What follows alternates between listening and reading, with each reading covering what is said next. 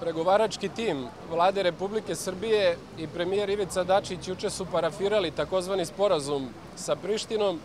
i time praktično najavili odricanje od južne srpske pokrajine Kosova i Metohije.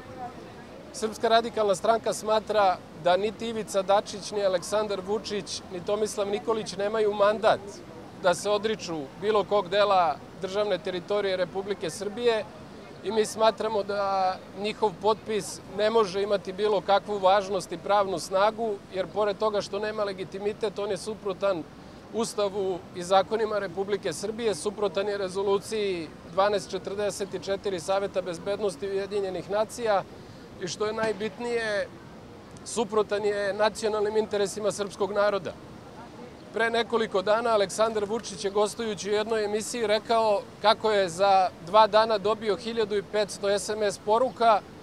i kako je otprilike od tih 1500 ljudi 900 bilo za to da se Srbija odrekne Kosova i Metohije, a valjda 600 protiv toga.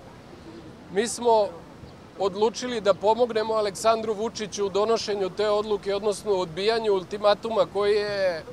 Brisel postavio pred srpski narod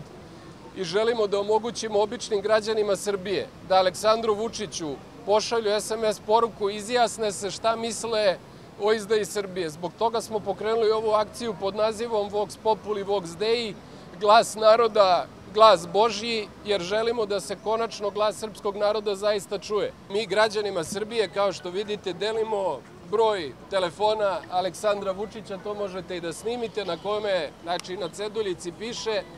izjasni se o izdaji, pošalji SMS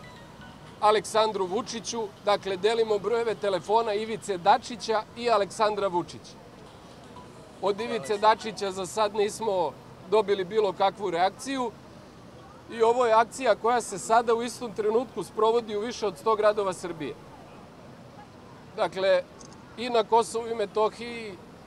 u Leposaviću, u Zubinom Potoku, u Zvečanu, u Kosovskoj Mitrovici, u Ranilugu, u svim opštinama na Kosovu i Metohiji u kojima postoji signal srpskih mreža i odakle je moguće poslati SMS poruku i naravno na teritoriji čitave centralne Srbije i Vojvodine.